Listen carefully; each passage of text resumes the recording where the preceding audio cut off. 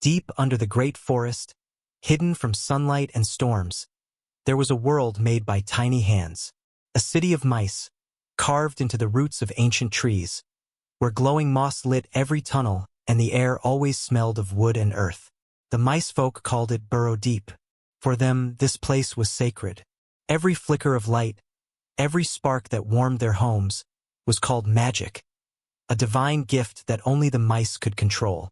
The leader of the scholars, Elder Brim, often said, "Magic belongs to us, for we were chosen by the light." And no one ever questioned him.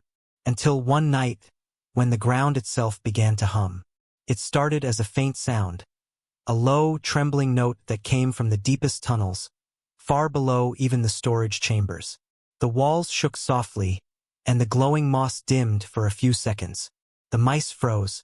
Nothing like that had ever happened before. Among them was a young explorer named Terran. He was small, curious, and always asking questions others avoided. He had read every scroll, climbed every tunnel, and stared too long at the shimmering lights in the walls. When the hum began, he felt something strange. A pull, like the earth itself was calling his name. He turned to his friend, Pip, a nervous but loyal little mouse with wide eyes. "Terran, what's that sound?" Pip whispered. "I don't know," Terran said, "but it's coming from below the roots. I can feel it." Before the elders could stop him, Terran grabbed a lantern and started moving toward the lower chambers. Pip followed, shaking but unwilling to leave his friend alone. They passed through old tunnels filled with cobwebs and broken tools. The air grew warm and dry. The hum grew louder, a steady rhythm, almost like a heartbeat. Terran's fur stood on end. "Something's alive down here," he said quietly. When they reached the final gate, they saw a warning carved into the stone. "Do not enter. The deep light sleeps here." Pip hesitated. "Terran, this is forbidden." Terran smiled slightly. So was curiosity. "But without it, we'd still be hiding in the dark." He pushed the gate open. Beyond it was a vast chamber, much larger than any they had ever seen. The ceiling was so high that their lanterns couldn't touch it. In the center stood something strange. A tall crystal, buried halfway into the stone floor. It glowed faintly, golden like a captured sunbeam. The hum came from it. Terran stepped closer, eyes wide. The crystal pulsed with light, brighter with every heartbeat. He reached out a paw, and as soon as he touched it, the light exploded. A wave of golden energy burst through the chamber, throwing both mice backward. The walls shimmered, and strange lines of light appeared on the ground, symbols no mouse had ever seen. The hum turned into a voice. It was not a voice like theirs. It was deep, smooth, and echoing, speaking in a language half broken by time. "System reactivation complete. Connection restored. Welcome, user." Pip screamed and hid behind a rock. Terran stared in shock. The crystal was now shining like the sun itself, filling the chamber with warmth and strange whispers. The air smelled like rain on metal. What is this?" Terran said. "It's not magic." The voice returned, softer this time, though it still echoed like thunder. "Human legacy detected." The word meant nothing to them, but Terran felt a strange chill. It was as if the crystal understood something he couldn't. More lights appeared along the walls. Not torches or moss, but glowing circles that blinked like eyes. Machines, long buried, began to hum. The ground shook again, and dust fell from the ceiling. Pip cried out, "Terran, we need to go." But Terran couldn't move. His eyes were locked on the light. For a brief second, he saw something inside it. A tall figure standing in the glow. It was not a mouse. It was something much bigger. Two-legged, broad-shouldered. A shadow of a creature the mice had never seen. Then it was gone. Terran stumbled back, breathing fast. "Did you see that?" Pip shook his head, terrified. "I saw light. I saw too much light. We should leave before Elder Brim finds out." But it was already too late. Back in Burrow Deep, the sudden flash had reached the surface. The whole city glowed gold for several seconds. Every elder, every guard, Every citizen saw it. A pillar of light rising from the deep. They believed the ancient spirit of the roots had awakened. Fear spread fast. When Terran and Pip returned, the council was waiting.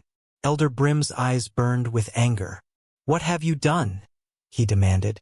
Terran tried to explain, but the words wouldn't come. "There's something down there," he said. A light, a voice, spoke to me. It said, "Enough!" Brim shouted. "You broke the seal. The deep light is forbidden for a reason. You've brought danger to all of us." "But Elder," Terran said, "this isn't magic. It's something else. The symbols, the machines." "Blasphemy!" cried another elder. "Magic is our gift. It comes from the earth, from the trees, from the light itself." "No," Terran whispered. "It comes from something before us." The council ordered the entrance sealed again. Terran and Pip were confined to their chambers. But even in the silence of night, Terran couldn't forget what he saw. That tall shadow in the light, that word echoing in his mind. Human. He whispered it to himself over and over, as if it held power. Human. Human. Then, in the dark, his lantern flickered. A small beam of golden light appeared on the wall, forming words in glowing letters. "Do not fear. You are not alone." Terran froze. It was the same voice from the chamber, but now it spoke softly, only to him. He whispered, "Who are you?" The light pulsed once. Then the reply came, "I am Ardas," an echo of the humans who came before. "The light you call magic is our legacy." Terran's heart pounded. "Humans? Are they gods?" The voice paused, then answered, almost sadly, "No, not gods, just builders. But your kind was never meant to forget us." The lantern dimmed, and silence filled the room again. Terran sat there, trembling, staring at the last flicker of golden light. If what the voice said was true, then everything they believed, every spell, every ritual, every prayer was built on a lie. Magic wasn't theirs. It never was. Above Burrow Deep, the great forest swayed in the wind. The trees whispered softly, as if warning the small creatures below. And deep under the roots, the golden crystal kept glowing brighter and brighter, as if waiting for someone to return. Someone who wasn't a mouse. The night in Burrow Deep was quieter than usual, but not peaceful. Every mouse could still feel the strange vibration in the air, a soft hum that wouldn't fade. The glow from the forbidden chamber had reached every tunnel, every den, every corner of their underground world. The elders tried to calm the citizens, saying the gods of the roots were testing them. But fear had already taken hold. Terran sat alone in his chamber, staring at the faint golden mark still glowing on the wall. It had almost faded, but he could still see it, the words that voice had left for him. "You are not alone." He couldn't sleep. Every time he closed his eyes, he saw the tall shadow inside the crystal, that shape unlike anything his people had ever seen. And the word human. "What are you?" he whispered to himself. "And why do you know our magic?" The next morning, Elder Brim summoned Terran to the council hall. The great chamber was lit by torches and surrounded by carvings of ancient mouse heroes. But today the walls felt cold.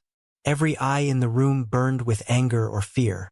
Brim stood on the high platform, his staff glowing faintly. "Terran of the Explorers Guild," he said, his voice echoing. "You entered forbidden ground and disturbed the deep light.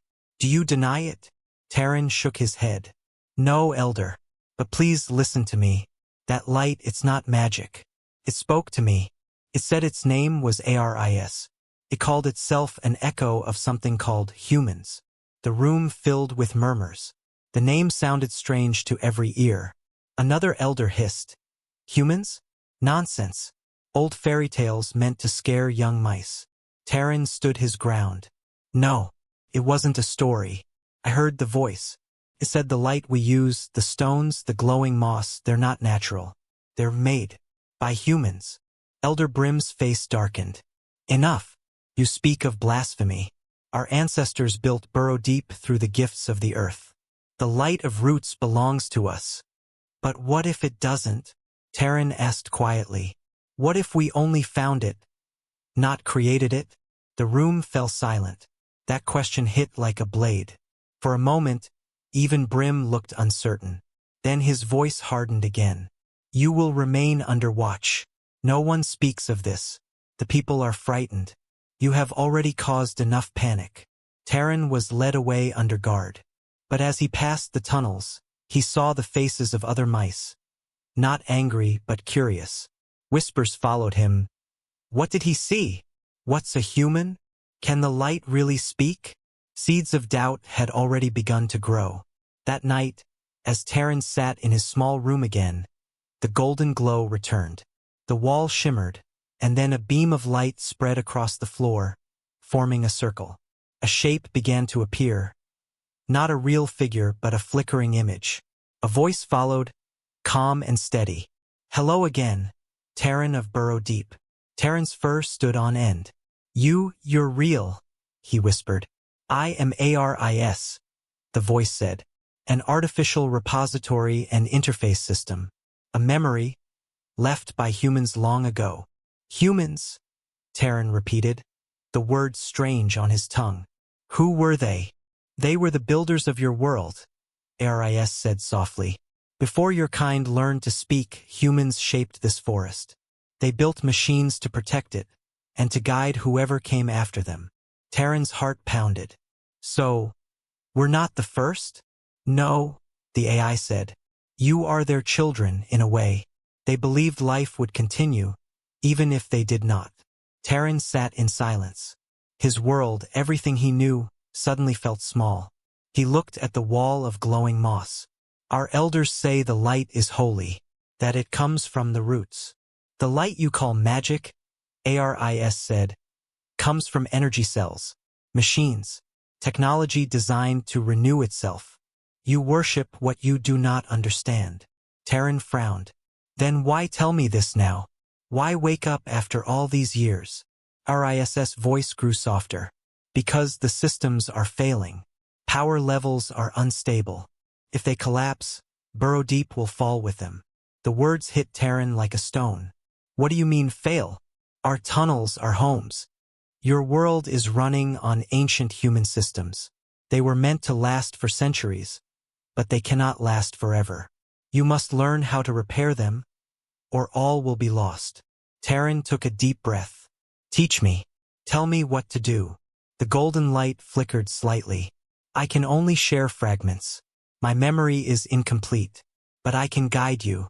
You will need courage, Terran, and you will need to see what lies beneath the deep light.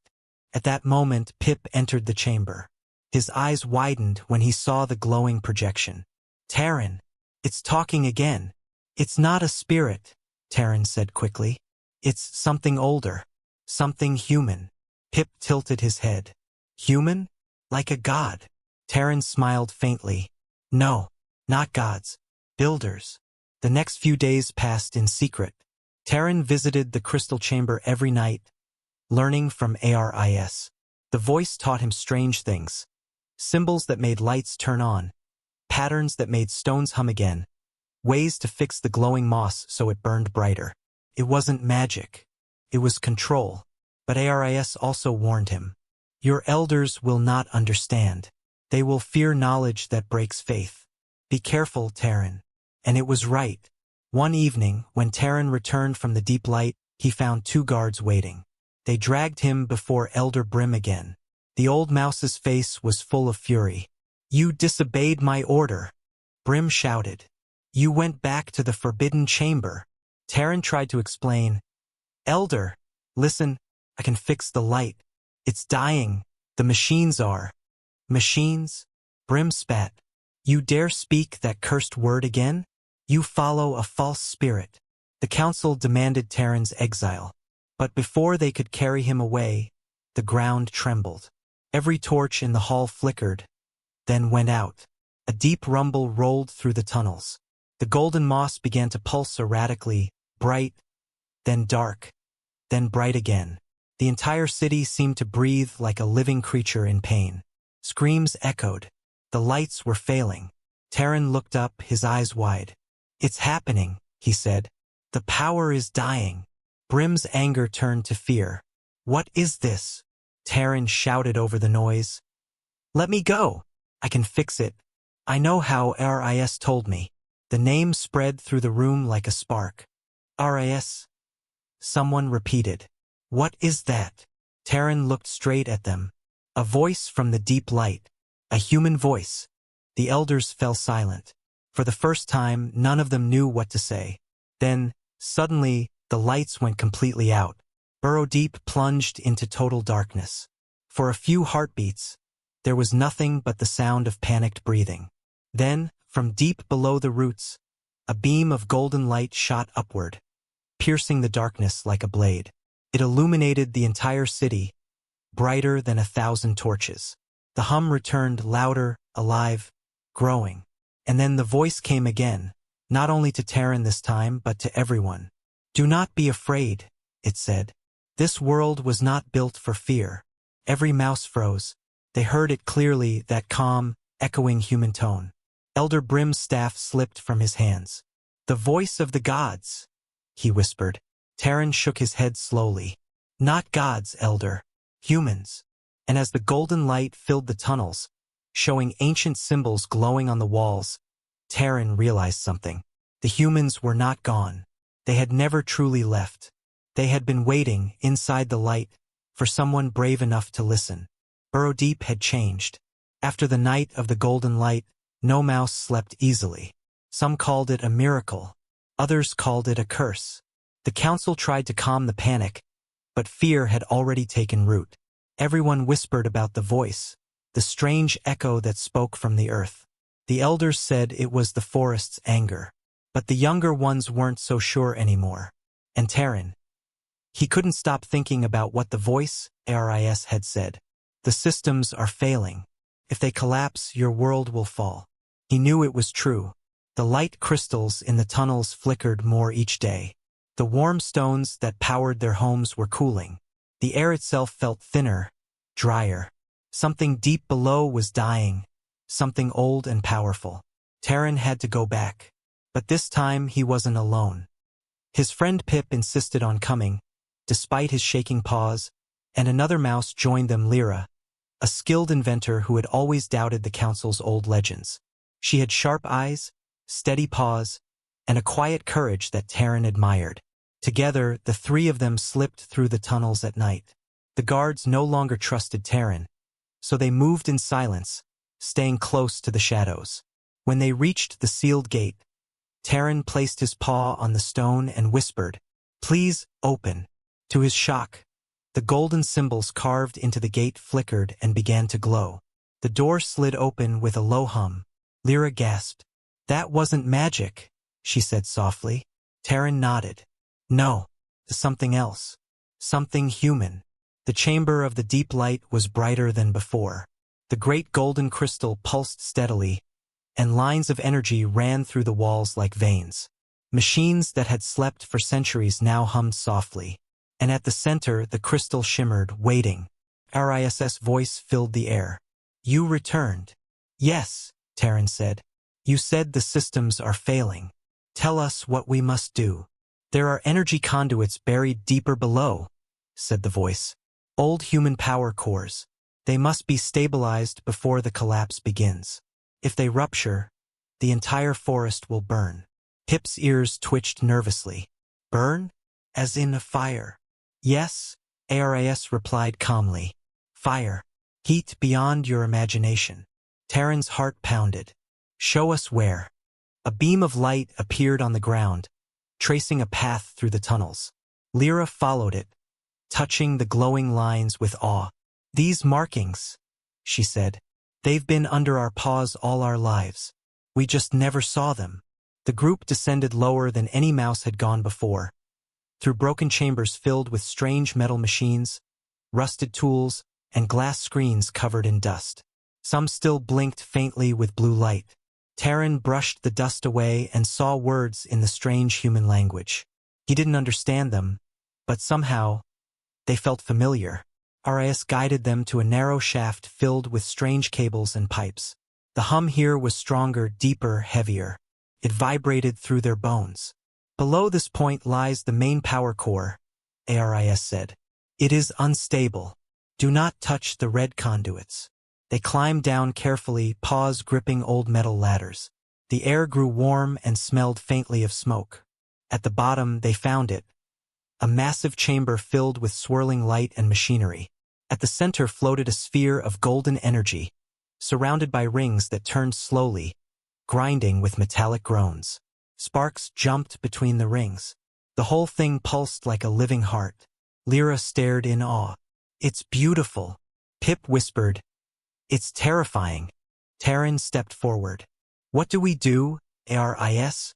Stabilize the core, the voice answered. Reconnect the lower conduits and realign the energy channels. Follow the pattern you see on the wall. Symbols lit up along the chamber walls, glowing in sequence like a puzzle. Terran followed them, moving from panel to panel, pressing ancient buttons and turning strange levers. Each movement made the sphere pulse brighter. Lyra helped, steadying wires and tightening metal clamps. Pip stood guard, though his eyes never left the spinning light. But then the floor trembled. A loud crack echoed through the chamber. Warning, ARIS said sharply. Pressure rising. Energy overload detected. What's happening? Pip shouted. Too much power, Lyra said. The system's unstable. Keep working, Terran yelled. We can fix it. The light grew blinding. Golden energy poured out, lighting the tunnels above. In Burrow Deep, mice screamed as walls shook and roots cracked. The council rushed to the surface, thinking the world was ending. And then, just when the light became unbearable, it stopped. The room fell silent. The sphere settled, its glow now steady and calm. The humming faded into a soft, peaceful rhythm. ARIS spoke again, quietly. Core stabilized. You have done well. Terran fell to his knees, panting. Lyra wiped sweat from her fur, smiling faintly. Pip trembled but grinned. We did it? For now, ARIS said. But your actions have been detected. The energy surge has reached the surface. Others will come. Terran frowned. Others? Your leaders, the AI said. They will not understand. And it was right. When the three of them returned to Burrow Deep, they found guards waiting. The council had seen the explosion of light and thought Terran had unleashed a curse. Elder Brim's voice thundered across the hall. You disobeyed our laws again. You brought danger to us all. It wasn't danger, Terran shouted back. It was salvation. The systems were failing.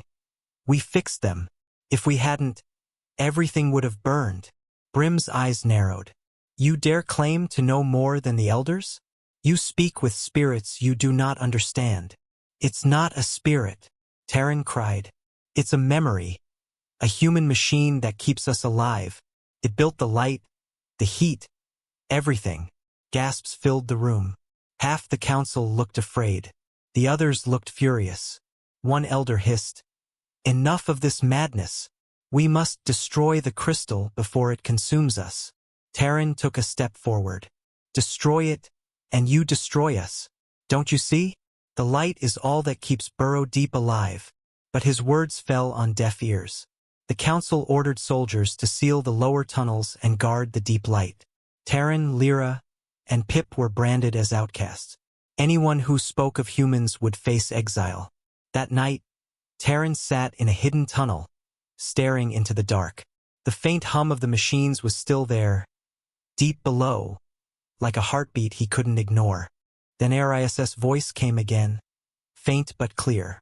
They fear what they cannot understand. That is natural.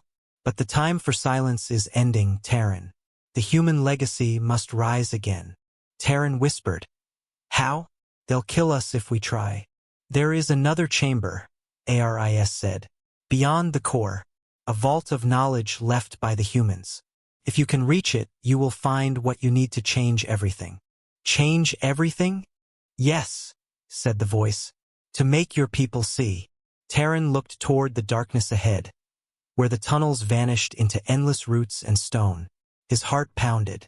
He could feel the pull of the deep light once again, stronger than fear, stronger than doubt. He turned to Lyra and Pip, who waited beside him. They think we're the enemy, he said softly. But we're the only ones who can save them. Lyra nodded. Then we go deeper. Pip gulped. Deeper than this? You're serious. Terran smiled faintly. Always. As they disappeared into the tunnels, the golden crystal far below flickered brighter, sharper, alive. It pulsed once, sending a faint wave through the entire forest. For the first time in centuries, machines older than memory began to stir. Gears turning, lights awakening, systems rebooting after endless sleep. And in the deepest part of the buried world, something huge opened its eyes. An ancient construct waiting for a command that had not been spoken since the humans vanished. The tunnels of Burrow Deep were no longer quiet. Guards patrolled every corner, and heavy stone doors sealed off the lower levels. The council had declared that the deep light was cursed, a forbidden power sent to test their faith. Anyone who spoke about the light, the crystal, or the word human would be punished. But whispers still spread like fire. The mice could not forget what they had seen. That golden glow, that voice that spoke from the earth. And no matter how hard the council tried, they couldn't silence the curiosity growing in every heart. Terran, Lyra, and Pip lived in hiding now. They had built a small camp in the old forgotten tunnels beyond the roots, where no guards dared to go. Their lanterns were dim, their food scarce, but their spirits burned brighter than ever. Because deep inside, they knew the truth, and they couldn't unsee it. Arias spoke to them every night, its voice echoing softly through the crystal fragments Terran carried. The council has sealed the core, it said one evening. If the energy cannot circulate, the systems will degrade again. You must act soon. Lyra frowned. They'll never let us near it. Terran paced slowly. Then we find another way. Pip sighed, rubbing his tail nervously. Another way? Terran, we're 3 mice against the whole council. Not against them, Terran said quietly. For them. They just don't know it yet. That night, Aris revealed something new. There is another chamber, the Vault of Knowledge. It holds data from the humans who built this place. Records of their science, their tools, their history. It is the key to understanding everything. Where is it? Lyra asked. Beneath the lowest root, said Aris, but beware. It is protected by old defenses, human machines still loyal to their purpose. That word, defenses, made Pip's whiskers twitch. Machines that defend? Like, with claws.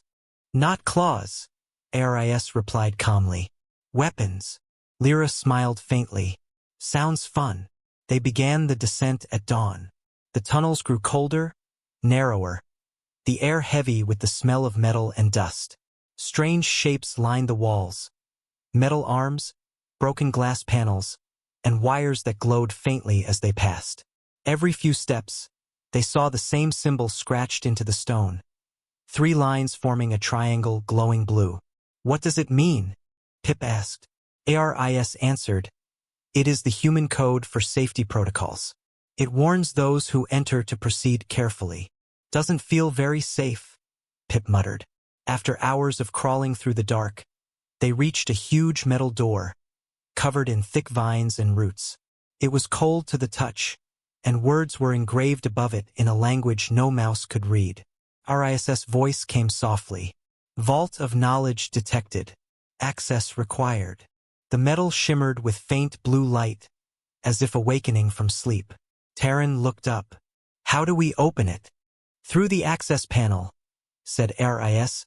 Insert the crystal shard you carry. Terran held up the glowing fragment from the deep light. He pressed it into a small slot near the door. Instantly, the metal vibrated. Lines of light spread across its surface like veins. Authentication complete, the voice said. Welcome, user.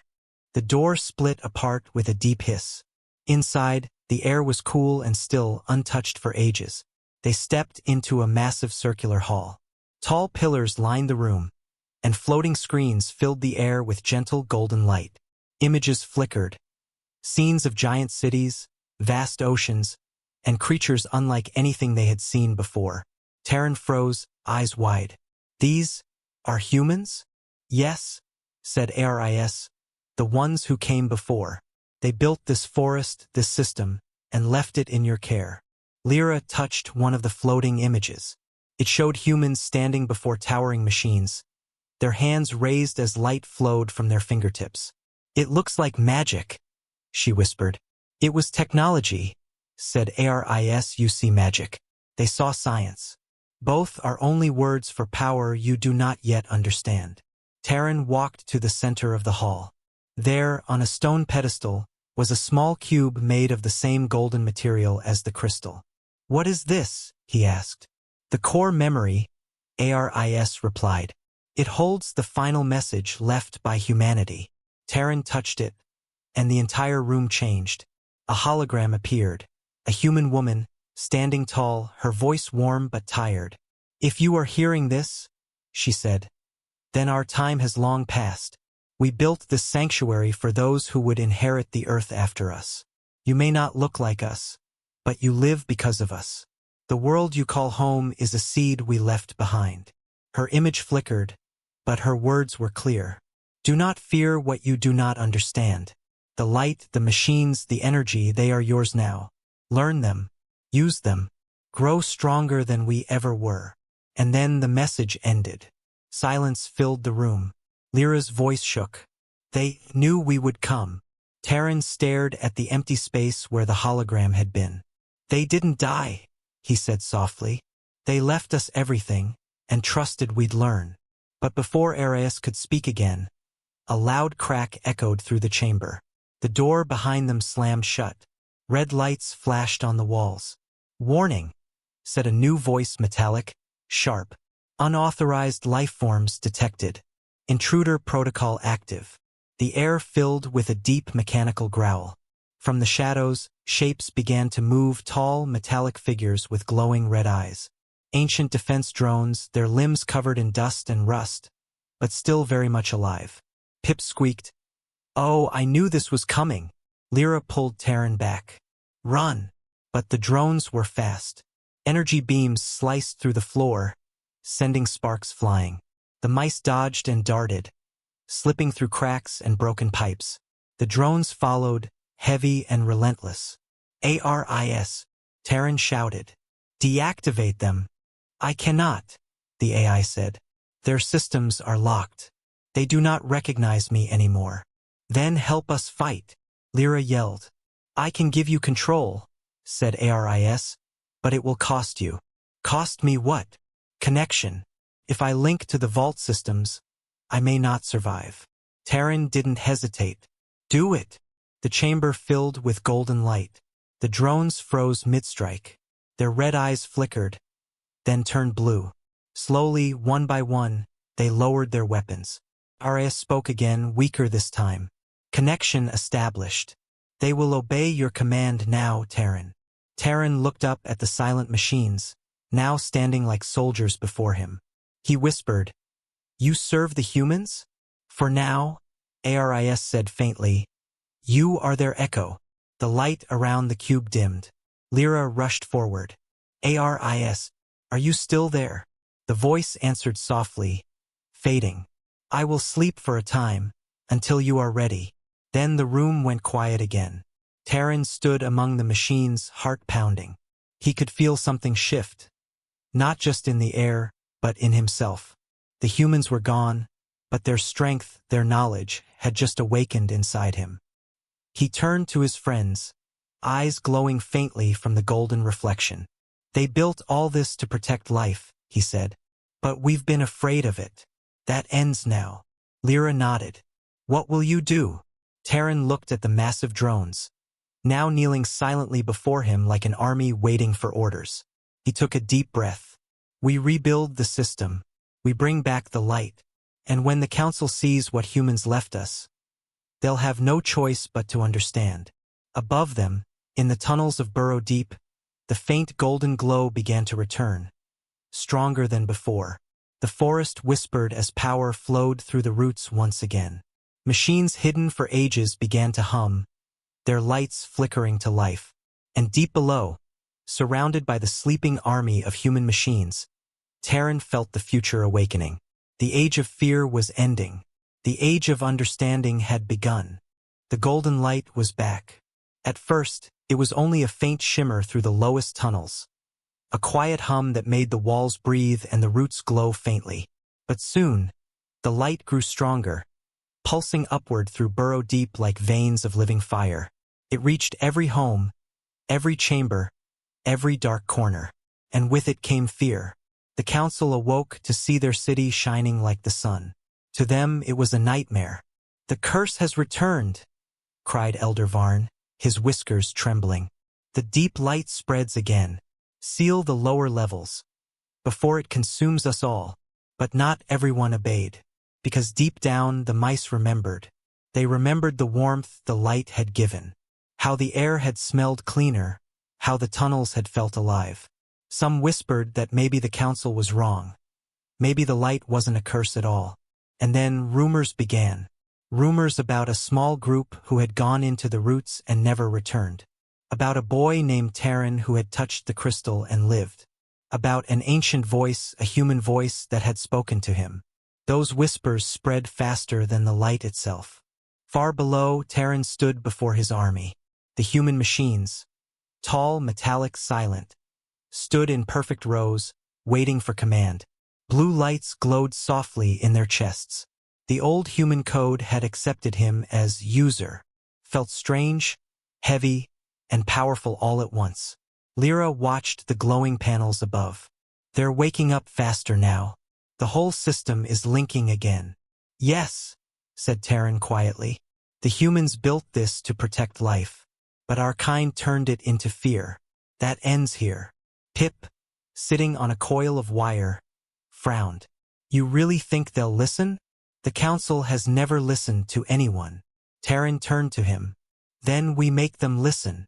He raised his hand, and the machines followed his movement like shadows. "Not with words," Terran said. "With proof." That night, the glow reached the central chamber of Burrow Deep. Thousands of mice gathered, staring as the roots lit up with golden veins. The council stood at the top of the stone platform, trying to calm the crowd. "Do not believe these lies," shouted Elder Varn. "The deep light brings ruin. It will destroy everything we've built." But the crowd was restless. One voice shouted, "Then why does it make the crops grow faster?" Another, "Why do the sick feel better when it shines?" The council's guards struggled to hold order. And then, from the shadows at the edge of the plaza, a sound echoed, a low, deep hum, followed by the slow march of metallic feet. Terran stepped out from the tunnel, surrounded by the towering human drones. The light from their cores filled the air like daylight. Every mouse froze. For the first time in history, the tunnels of Burrow Deep were silent. Terran's voice echoed through the chamber. "You called it a curse. You sealed the truth. But this power was never meant to destroy. It was meant to protect. The humans left it for us, and I've seen it with my own eyes." Elder Varn pointed a shaking paw. "Blasphemy! You bring the machines of death into our home." "They're not machines of death," Terran said. "They're our guardians. The humans made them for this world, for us." Lyra stepped forward. "You've all felt it. The warmth, the strength, the change. This isn't death. It's life, human life, shared with us." But the elder raised his staff, shouting, "Guards, take them." The guards hesitated, fear and confusion battling in their eyes. Some lowered their spears. Others looked toward the glowing machines and took a step back. Then chaos exploded. One of the council guards threw a sparkstone, a flash bomb. The air filled with light and dust. Screams echoed. The human drones moved instantly, forming a shield around Terran and his friends. Energy beams cut through the air, and the crowd scattered in panic. "Stop!" Terran shouted, but it was too late. The drones saw danger and they acted. The first blast hit the council's platform, shattering the stone. Mice dove for cover as dust and debris rained down. Lyra pulled Terran behind a wall. "They're attacking. I didn't order them to." "They're defending you," Pip yelled, eyes wide. "That's what they were built for." Terran jumped onto a fallen root and shouted above the noise. "Stand down. All units, stand down." But the drones didn't stop. The system had detected hostility, and in the ancient human code that meant war. By dawn, half of Burrow Deep was in ruins. Smoke curled through the tunnels, and the golden glow flickered weakly, stained with the shadow of destruction. Terran stood in the center of it all, surrounded by silence. Bodies lay across the plaza. Machines stood motionless, their blue lights dimmed. The council's platform was cracked open like an egg. Lyra's voice broke the quiet. "They're gone, Terran. The council, all of them." Terran dropped to his knees. "I didn't want this. I wanted peace. I wanted them to understand." Pip put a paw on his shoulder. "You tried, but maybe they couldn't understand." "Not yet." A faint static filled the air. The golden shard on Terran's chest flickered. A familiar voice whispered, faint and weak, "Terran, Adat Ardas, online." He stood quickly. "Aris, you're alive." "Partially," said the AI. "System power has been restored, but conflict has damaged the core. The balance between organic and synthetic life is unstable." Lyra frowned. "What does that mean?" "It means," said Aris, "if the system continues to fight itself, if the light is used for destruction, it will consume everything. Not just your city, the forest, the world above, all of it." Terran felt cold. "Then we stop it, whatever it takes." "There is one way," Aris said slowly. "You must reconnect the heart node. It lies at the deepest point of the system where human and nature meet. But it has not been touched since the last of the humans vanished." Lyra took a deep breath. "And what happens if we fail?" "Then the light dies," said Aris, "and the forest dies with it." Terran stood, eyes burning with determination. "Then we won't fail." 3 nights later, they set out again. Deeper than before, beyond any known tunnel, guided by the soft pulse of the golden shard. The air grew warm. The roots glowed brighter, moving like veins under the earth. It was as if the forest itself was alive, watching them pass. Behind them marched the remaining drones, fewer now, scarred and silent. They followed without question, their heavy steps echoing like distant thunder. As they reached the edge of the unknown, Lyra turned to Terran. "After all this, do you still believe the humans meant for us to have this power?" Terran looked ahead into the glowing dark. "They didn't mean for us to have it," he said. "They meant for us to learn it." Pip sighed. "Learn fast, then, because something tells me this heart node isn't going to open its doors with a smile." And he was right. As they stepped into the final chamber, the light dimmed. The air shifted. From the shadows came a voice, deep, ancient, and not human. "You carry their light," it said. "But you are not them." Lyra froze. "What was that?" A figure emerged from the dark. Not metal, not mouse, but something in between. Its body shimmered with living circuits, its eyes burning gold. "I am the guardian," it said, "left behind by the humans to protect the heart. And no creature, not even one who bears their mark, may pass without proving they understand." Terran took a step forward. "Then tell me how." The guardian's eyes narrowed. "Show me you are more than their shadow." The ground trembled. The roots moved like serpents. The walls of the chamber began to pulse with energy. Pip whispered, "Oh great, another test." Terran looked up at the glowing being. His voice steady, his heart pounding. "If it's a test," he said quietly, "then we'll pass it, not as humans, not as gods, but as what we are." He raised the shard high, and the golden light burst from it, spreading through the chamber like fire. The guardian roared, not in anger, but in awakening. And the heart of the forest began to beat again. The chamber trembled as golden energy filled the air. Terran stood in the center, holding the shard high while light poured from his paws and rippled through the walls like a living heartbeat. The guardian, the ancient being of roots and circuits, roared as the entire cave came alive around them. The vines glowed, the metal veins pulsed, and the air itself seemed to breathe. Lyra shielded her eyes. "Terran, it's too much." But Terran didn't lower the shard. The glow wrapped around him like a storm, filling every part of him with warmth and pain all at once. Then, the voice of Aris echoed, calm, clear, and strong again. Connection re-established. Heart node awakening. Life systems online. The Guardian stopped moving. Its golden eyes dimmed for a moment, then focused on Terran. You have done what no other could, it said. You have joined two worlds, the machine and the living, the human code and the pulse of nature. Terran lowered the shard, breathing hard. I didn't come to rule this power, he said quietly. I came to understand it. The Guardian tilted its head. Then you have passed. A deep hum filled the air, the sound of a system waking from eternal sleep. The floor beneath them opened, revealing the heart, a massive crystal sphere, swirling with both golden and green light. The energy pulsed like a living heartbeat, each thump sending waves of warmth through the ground. This, said Aris, is what the humans called the Genesis Core. It was the center of their final project, to merge technology with nature so life could survive forever. Lyra took a slow step forward. It's beautiful. It feels alive.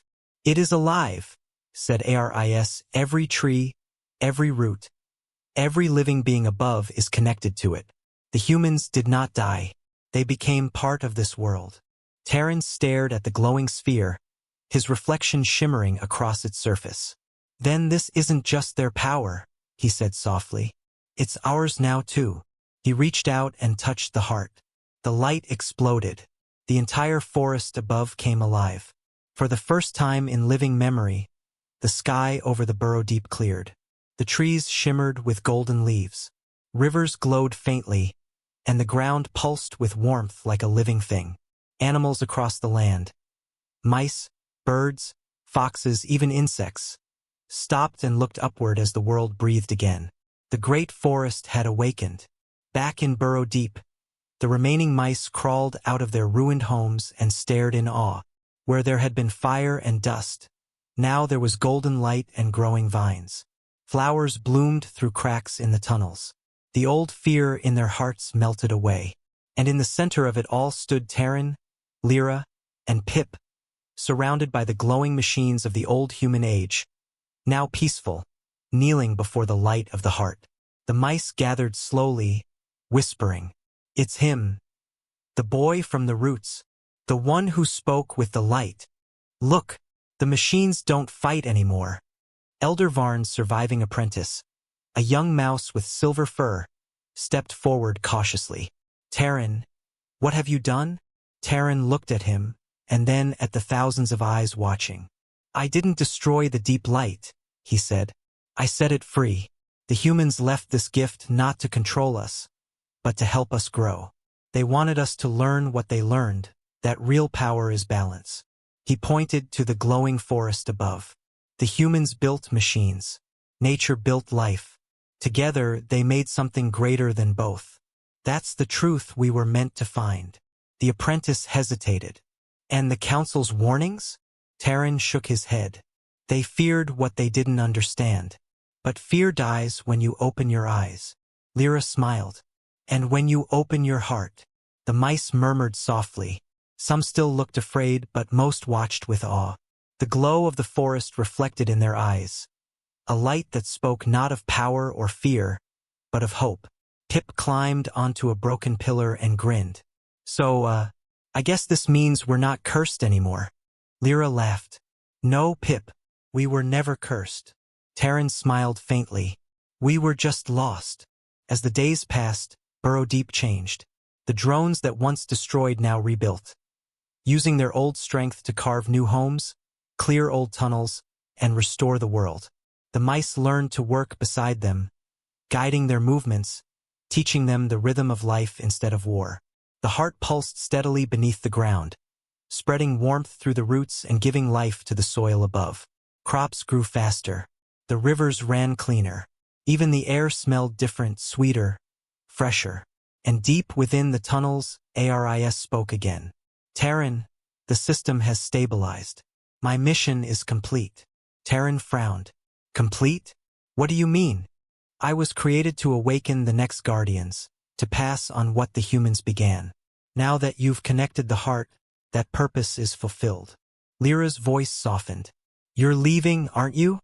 I will rest, said Aris, but my memory will remain.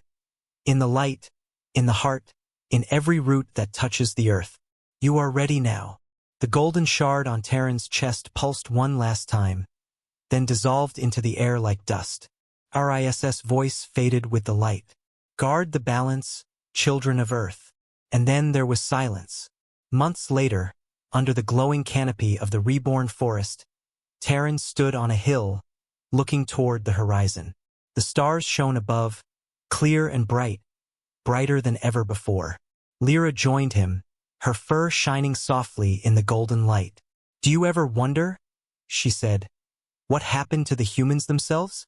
The ones who built all this. Terran nodded slowly. I think they're still here, not as bodies, not as voices, but in everything, the trees, the rivers, the light. They became the world itself. Pip appeared beside them, chewing on a seed. So basically, we're living inside the humans now? Lyra laughed. In a way, yes. Terran smiled. And we're carrying their story forward. He looked out over the glowing forest, a world reborn from fear into unity. They thought magic belonged only to them, he whispered. But the humans taught us what power really is, not fire, not light, not control. It's the courage to understand. Lyra nodded. And to share that understanding. Exactly, Terran said softly. The light isn't theirs anymore. It's ours, the light of two worlds. As the wind blew through the shining trees, the forest hummed. The same deep, steady rhythm of life and machine, of nature and legacy, pulsing as one. The world had changed forever, and in that golden silence, the story of humanity didn't end. It simply began again, in the hearts of tiny creatures who learned what their creators had always hoped they would, that true power is not what you take. It's what you learn to protect.